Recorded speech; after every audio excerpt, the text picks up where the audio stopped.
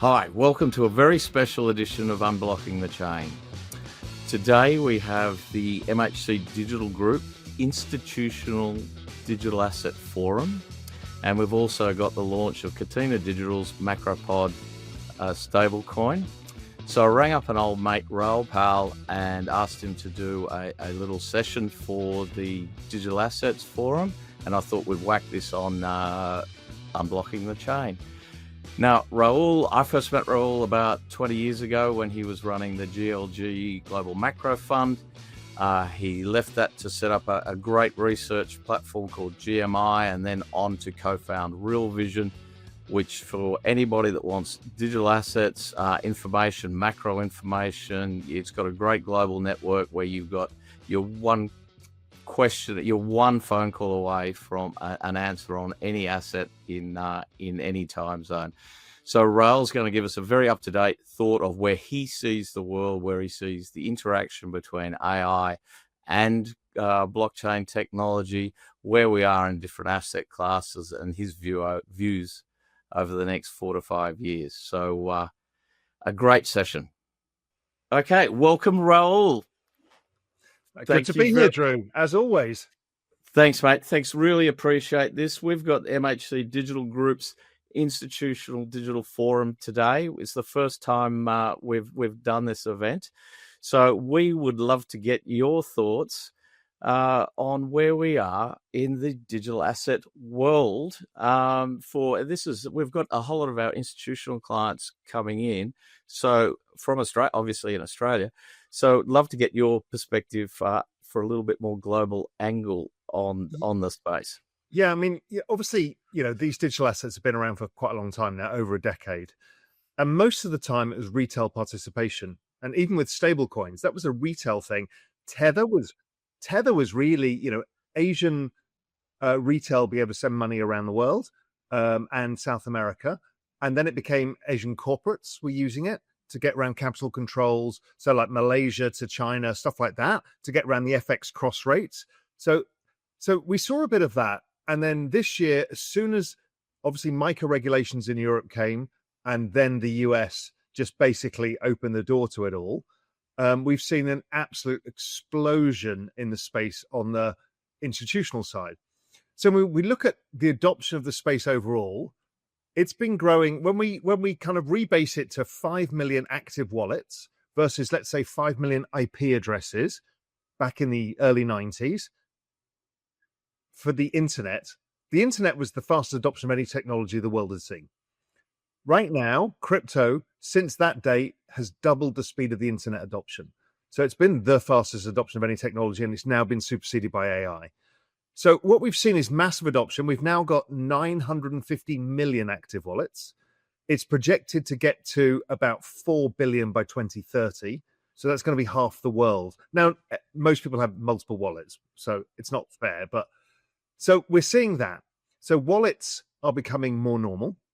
And then we're seeing the institutions building all of the rails. And stablecoins is the killer app for institutions because it's just faster, cheaper, more efficient. So we're seeing everybody from Visa to MasterCard to PayPal to you name it, all using these rails. And we're going to see corporates doing it as well. So multinational corporates can move money around their corporate headquarters. Let's say you're a metals and mining company and you've got operations in Angola, Nigeria, Brazil, right? You need to move dollars around the world to pay staff, do stuff. It's actually hard because a lot of them have capital controls. But if you have an internal stable coin, okay, that makes it really fast and efficient. So I think there's a lot coming. And no bank holidays with a stable coin, right? So Saturdays, Sundays. And also as you explained to me, the difference between FX settlement, which can take a couple of days, versus now some markets are T+1 settlement. That's another issue. So we've got this mismatch in timing. Everyone's funds get tied up. It's messy. Yeah, we talked about that. I don't know, one of the GMI conferences a couple of years ago around when US equities were going to go to T+1, and it was already T+1 in Australia. You're already tomorrow, really, when you get your contract note. So your traditional FX rails couldn't do that. And also just the if you go through and look at FX processing, the post-trade processes that you have to go through, they just take time. And, if you do it really quickly, it's still 6, 7, 8 hours to go through Swift.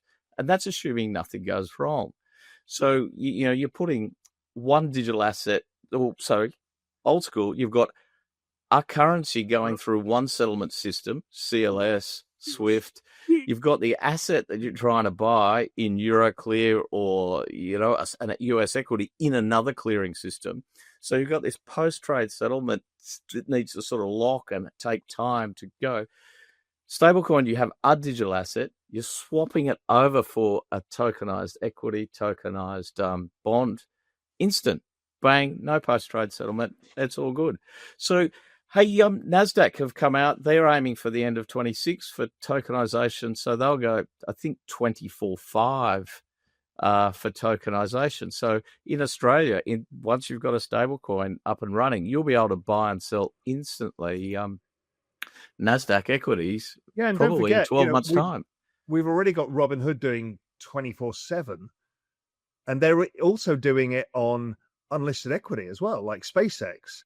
So things are moving really fast. So that whole kind of tokenization of equity thing is a big deal. As you say, for foreigners, it makes it such a simple process. You pay with a stablecoin, got the equity in less than a second. Okay, that's wild. Yeah, absolutely fantastic. So we're talking about the adoption curve. I think, what did you say? There was 900 million wallets? 950 million wallets. So have you got, what percentage of those would be institutional and what would be retail at the moment? So what I'm trying to work out is on that internet adoption curve, are we at sort of like 1, 2, 3% of the world? Because if we're going from 3% to 4 billion, 50% of the world in 5 years, that's going to be phenomenal. The answer is we don't know. So, for example, a single wallet will be BlackRock. And BlackRock have the third largest position in Bitcoin in the world. So you've got these super nodes in the network. So you don't really know. So the way I look at it as we're a $4 trillion asset class today. If I compare it to global equities, 200 trillion, global real estate, 300 trillion, global bonds, 250 trillion. So we're nowhere there yet. So if I just look at the trend rate of growth, I think we get to 100 trillion by about 2032. So that means we're only 4% of the way to 100 trillion. And that's still half the value of global equities. Now, what is the value of this thing if all equities, all bonds, and all real estate go on chain? I don't know. It's obviously not the value of the whole thing, but it's still going to be a large value. So all we're saying is we're 4% of the journey there, which makes it what I've said is the greatest macro trade of all time, because you've got this adoption curve of a technology. And unlike the internet, you can actually own a fraction of it via a token. It's amazing. Totally. So $100 trillion. What's your, what's your guess of how that is made up? We got DeFi. We've just seen in gaming that EA Games deal. You've got the big investors going into that space. How do you see DeFi, gaming, real world asset tokenization? You got a guess on what are going to be the big sectors? I don't, but look, we know that, as we said, asset markets are going to get tokenized. There's a lot of people who want to tokenize real estate, but I'm not sure there's buyers of those tokens. All the real estate people want to sell tokens to find more liquidity. We're seeing the asset management industry, people like Apollo and stuff, talking about tokenizing theirs. I think what they're trying to do is find new buyers for private equity. So that kind of, I'm not sure how big that is compared to equities, which is a very efficient way, bonds, money market funds, that kind of stuff. I think that's really efficient. The gaming is a huge market. Billions of people play games, super active, and they exchange assets. And most of those assets, you can't move from one game to another. So you can't have value, because if you lose your login, your value's gone and all of this stuff. So it solves that. Even bigger than all of that is actually the move from Web 2 to Web 3. And that's stuff like digital identity. Right, that's an 8 billion person TAM. Yes. We're all going to need it when it comes to AI, right? Who's a human, who's not? Then you have this nice technology like zero knowledge proof. So that means that Drew can verify all his documentation but he can remain anonymous online, and it can be proven that you've passed all your KYC. My wallet address is ticked. That's a right. KYC wallet. And then everybody can accept it. So that, we've seen stuff like that being done in India with Aadhaar, and that was a $1.3 billion digital ID. But we're going to see this at scale across the internet, and you'll have multiple digital IDs for different purposes. So we've got that. We've got putting of basically any verified information on chain. If you think of an NFT, a non-fungible token, what that really is a contract. So then when you think about it, okay, well, that's probably the insurance market because there's big value and it's settled on an outcome. We're seeing that with prediction markets, gambling, they're big markets, but we'll also see it with all ticketing. Basically, every ticket is more efficiently done as an NFT, and you've got other things you can build social graphs and stuff around it. So and community tokens, whether it's Taylor Swift or Chelsea Football Club, right? That's right. And so the scale of this thing is much bigger than people still understand. And so even at $100 trillion, what is the value of the internet today? That's kind of the question we're asking. What is the value of this? It'll be probably one of the most valuable things humanity's ever had, because it is, for the digital age, the global store of value, transaction layer, and kind of contract settlement layer. Now, everything that humans do is basically a contract. Even you and I today, it was an email, but it was like a written contract. Is hey, I'll turn up today. All the people watching this, it was a contract. Every time you buy something in a shop, every time you use a credit card, they're all contracts. And a lot of this can be done much more efficiently via these rails. Yeah. So we've got in our audience a bunch of institutional investors. If they're new to this space, I know 4 assets that you talk about a bit that have been consistent around have been Bitcoin, Ethereum, SWI, and Solana. How should, if you're a new institutional investor, how should you think about those 4 blockchains? So basically, Bitcoin, just think of the digital gold story. That's a very nice, collateral, valuable, simple, you can't dilute it. Everybody knows that story. So that's simple. The others, really, they're all smart contract platforms. And what they are technology networks. And you as a consumer, let's say you're an institution, have a choice of what you want out of your network. If you want ultimate security, you're going to use Ethereum. It's been around longest. It's got the most number of nodes on the network. It's got, the highest value settled of all. If you want fast, cheap, and effective, Solana's been doing great.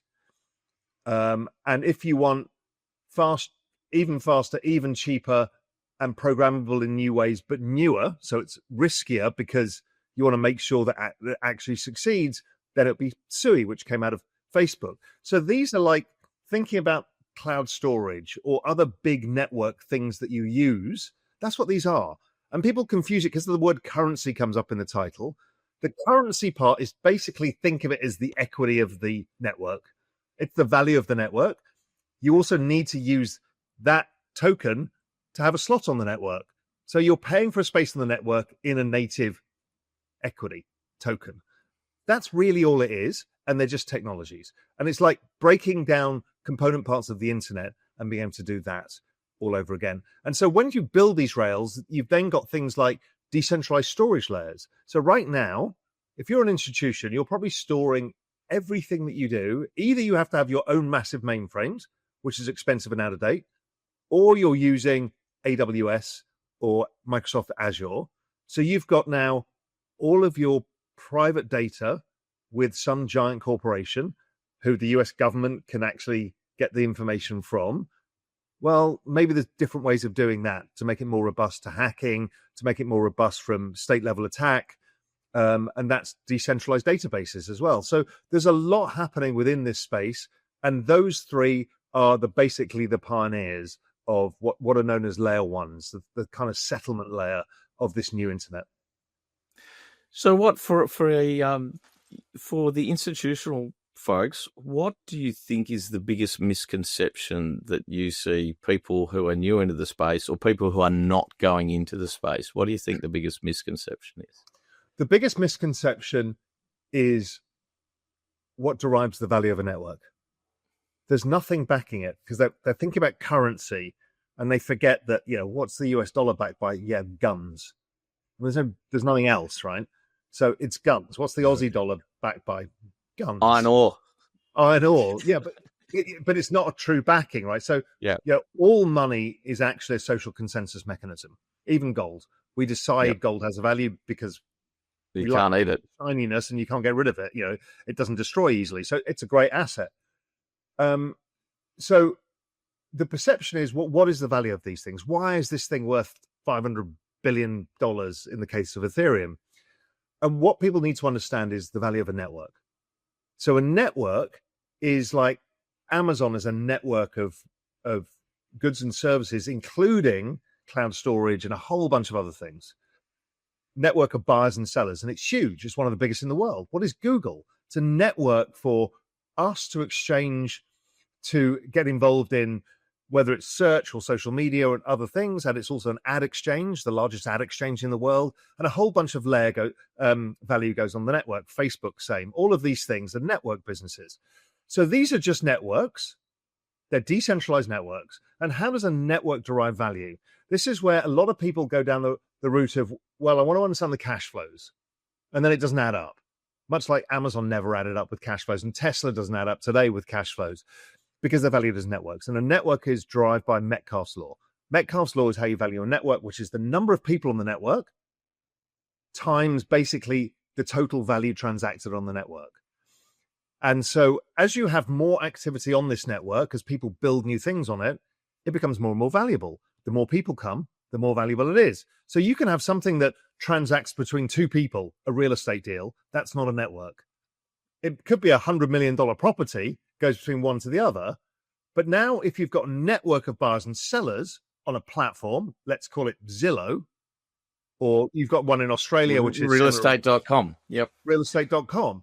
Realestate.com, you've got buyers and sellers transacting. Then you've got advertising, lawyers, everybody, right? The value of that is much more than the cash flows. And that's how these things are valued.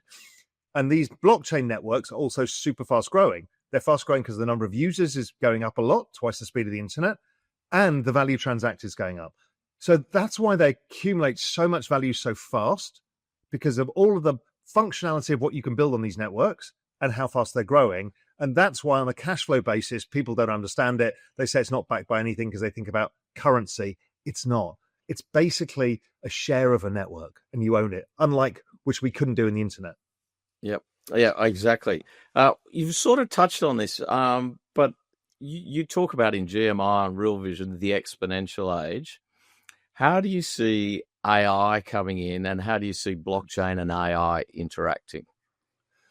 So I actually think now that these are the two fundamental technologies of the internet. We're basically building an internet of intelligence. That is what AI is going to be, and it'll be bigger than that in the end. But that's what we think about. We've suddenly created an intelligent internet. So we went to read and write. Web3 or crypto was read, write, and own. So you can own your identity or your assets in this world. And now you've got read, write, own, and intelligence, which is scaling faster than all the other things combined. Now, when you're bringing in intelligence at the current level today, we're seeing things like Sora 2 coming out from ChatGPT, from OpenAI, and it's creating cinematic video quality. So, okay, now you don't know what is real and what is not. We can make news clips of Russia nuking Ukraine. How do we know? Where's the verified truth? Oh, that's what blockchain does. Blockchain's job is to solve the Byzantine generals problem, which is how do you have a confirmed source of truth? So that means that if we're going to exist alongside the AI, we need to prove who's who, what's real, what's false. But also, so that's just the foundational layer. That's what we need today. because the internet's going to get swamped with fake stuff, and we need to prove who's human and who's not. But really, when you think about it, what is happening is we're actually, and by no coincidence, we're using the same expression for bits of information that feed the intelligence are called tokens. And the tokens are also the things we trade. So now think of a token as a package of information that is machine readable. That could be money, it can be storage, it can be ownership, it can be information itself. So now we're going to tokenize this stuff, and this demand from AI is only going to keep accelerating. And so all information is going to start to have value. Right now, it's only using the internet. But there is 50x that size, or 100x, or 1,000x, or whatever the number is, million x in private data. So that data are tokens, and can they be tokenized and traded? So are the AI going to bid for tokens that they need? When you've got agents that want to build whatever it is they're doing, and they need a certain type of information, they could go to a marketplace and buy that information to give them the knowledge to complete tasks. So these two things are kind of joined at the hip. There's almost no way of transacting at that scale for that much data in massive exchanges without blockchain technology. Do you see either? Now, there's two ways to look at this. Does a cryptocurrency like what I mean that, like a blockchain, like an Ethereum, do the AI agents, the agentic payments, do they use stablecoins, or do they use a global base rate, do you think? Or does individual stablecoins? Because I get that agentic payments, they're going to want programmable, so they're going to need a smart contract in there. So it's got to also, be. Don't forget, once you set an agent onto a task and it's using another agent to do something, both those agents use compute and electricity. So that would cost. Now, agents are probably going to be profit-making entities as well, so they want to make a margin. So how do they get paid instantaneously at the speed of ChatGPT or whatever AI you're using? I mean, you've seen the speed. It's stupid fast. So you need less than 1 second finality on a settlement and a transfer between agents at preposterous scale, because we can have 100 billion agents all doing this. The only way is going to be crypto rails. But the question is what currency and how? Do they have their own? Do they use the core currency of the network? Do they have US dollars? Do they have, and I think the answer is yes to everything. And we will see. And in the end, it won't be up to us. It'll be the AGI choosing what is the most effective way of it. Now, it may set up its own blockchain to try and make it faster, cheaper, and more effective for itself. I mean, this is the weird world we're coming into, because within a year, if we look at the IQ, which is a not perfect measure of the intelligence of the latest models, they're about 150. It's about but that has been phenomenal, because I remember it was less than a year ago when it sort of hit 100, but effectively the IQ of the model was 100 IQ, but they knew about everything, right? So each subject had 100 IQ person or ability to answer. And now you've got a PhD expert in any field able to answer any query in seconds. And IQ is doubling every year, or maybe less. So the next iteration, really, of all of these models is going to be beyond human intelligence. Okay, so we're now not the apex intelligence on the planet, which we can't get our heads around, but that is what's coming. So when we talk about the AGI making its decisions, it will make better decisions than us generally. And particularly the more powerful it gets, the more it learns, the more it does reinforcement learning from the environment, much like Tesla cars are doing right now, reinforcement learning using visual models. There's no stopping this. The exponentiality, the speed of increase in intelligence is going to be huge. So we're kind of just having to strap in and take the ride to see where this goes. Yeah. So do you think we're going to look back in 2030 and see it's a strange. This is a very strange question to ask you. Donald Trump, and more particularly the Genius Act, the things like that, being the tipping point of when things, because definitely here in Australia, post the Genius Act, there's definitely been a change in how policymakers think. The politicians on both sides of Parliament, how the regulators, RBA, ASIC, are definitely looking in this space and devoting a lot more of their resource into this space. Post that, I could see a very different environment if Kamala Harris had have won. So what happened in the US election was not Donald Trump winning. It was the technologists taking over the White House. I mean, it was backed by all of them.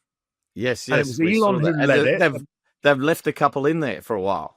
Yeah, that's right. And Elon led it and basically said, we have to win this election because this is the last chance to build AGI, get rockets to Mars, to do all of this stuff. Because if not, it's going to get regulated away and we're going to lose a race to China and everything else. So the technologists threw all the money at it and they basically got the White House.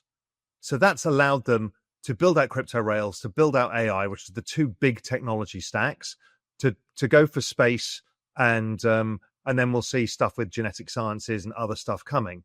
So yeah, this was the most important election, maybe in all of humanity, because it cleared the path for this. Because by the time Trump leaves office, we will have AGI, and there ain't no stopping it, or us, or the Chinese, or anybody else. So this was it. And Europe took the opposite path. Yes, a very, very different approach. And I've heard someone say that one of the reasons Euro stablecoins haven't taken off has been just the legislation, the whole process has sort of been stillborn was the word that was used. And also, it's just a different regulatory approach. And also, Europe is scared of capital flight to some extent. And they're worried about money laundering, AML, kind of all of that stuff. And so they're paralyzed by it. I mean, in Europe, and taxes, because the governments need the money because they've got such aging populations. So have you read Arthur Hayes's presentation that he gave at Token 2049? No, I've not yet. France, you have to have a look at it's his essay, but obviously Arthur's a friend to the sector. His chat about Europe at Token 2049, it's well worth a read. But in the end, the Europeans have basically said we can't deal with FATCA regulations from the US, we can't deal with AML from the Russian and all of that kind of stuff. We don't want full capital flight from the tax system, not from the currency itself, but from the tax system. And so we're going to just record everything and stop everything we can. And so even though they're saying, yes, we want you to, we don't mind you using this, here's the MiCA regulation, what they're saying on the other hand is we want a central bank digital currency, and we want to know every wallet, every transaction, where it's going, what it's doing. That's never going to work in this world. No, and yes, and we're seeing what I guess is the whole industry's been it's been a ground up from the public rather than an institutional thing. So that's been fantastic. Yeah, I mean, it has. It's been the first time ever. I mean, we have memed a $3 trillion currency into existence. Social consensus amongst a bunch of nerds that went out to other internet people who were weird created $3 trillion of value out of nothing. And now $4 trillion, the whole industry. And the institutions weren't involved. It's staggering. And this is this entire flip between centralization and decentralization that we're kind of seeing everywhere. It started with Occupy Wall Street.